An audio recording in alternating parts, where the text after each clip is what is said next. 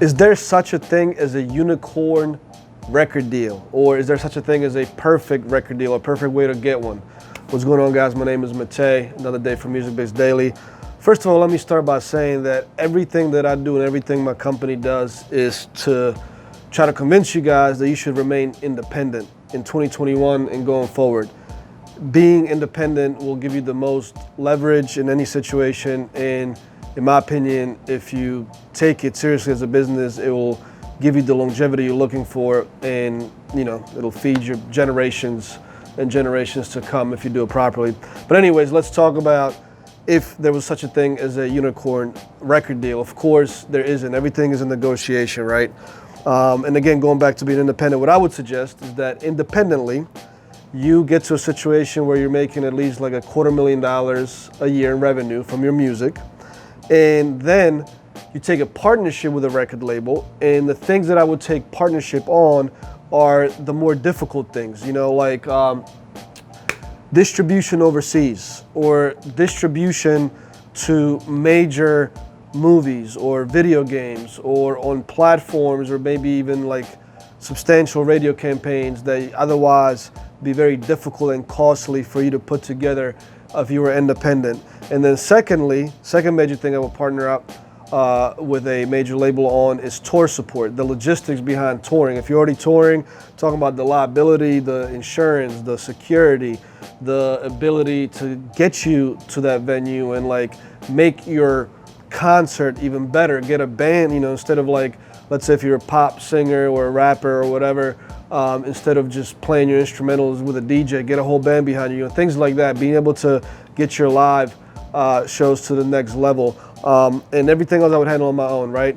But if you're trying to get a record deal, having more leverage is definitely better today. It's rare that artists are getting signed purely based on their talent. Like they gotta be early teens or late teens, maybe early 20s, but again, without a situation that you've built for yourself is going to be difficult. And the reason is, to think of it from this perspective, for labels, it's risky to invest in the talent because it's not the talent. A little bit but the talent is key, first of all, it's a prerequisite, but it's risky from the standpoint of the personality of that particular artist. Are they going to be able to handle fame? Are they going to be able to handle 18-hour work days and constantly travel and things like that? Are they heavy in the drugs? There's a lot of different things that go into it when the label's considering it. So if they see that you've been able to create something for yourself with you and your small team, that eliminates a lot of risk for them. Now, to the video that I posted a couple days ago, where Clayton Sparks and Bun B were talking about, especially Bun B was talking about how the label's mission is to get the artist early, talented artist, early before they know too much about the business.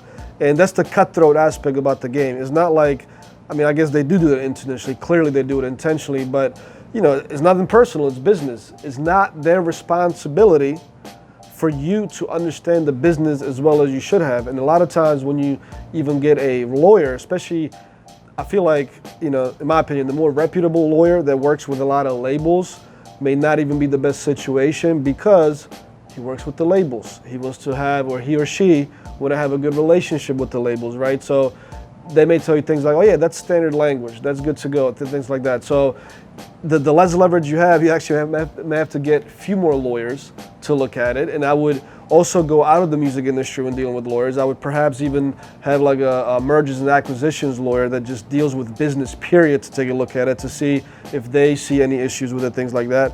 But what I'm trying to say is that there is a certain balance in 2021 and going forward that, yes, if you know too much about the business as an artist, it may be much tougher to get a deal. But look, I think that's a good problem to have, because if you're negotiating with like 10 labels potentially and you know a lot about the business, whoever wants to go on the long journey with you, the long ride for the next 5, 10 years, whatever the case is, they'll negotiate the right thing that works for you and for the label, right? So there's some truth to, like, if you know too much, we'll get a record deal. But at the same time, if you know a lot about business, you're gonna know, trust me, at that point, that you don't want a record deal, that you're probably gonna go for a partnership. And at that point, it's a different type of negotiation. But so whatever Bum B said, everything in life is a negotiation, not just that, you getting that record deal, but you dealing with your own business partner or your own manager or your own, PR team, whatever the case is. There's always, everything's up for negotiation at the end of the day.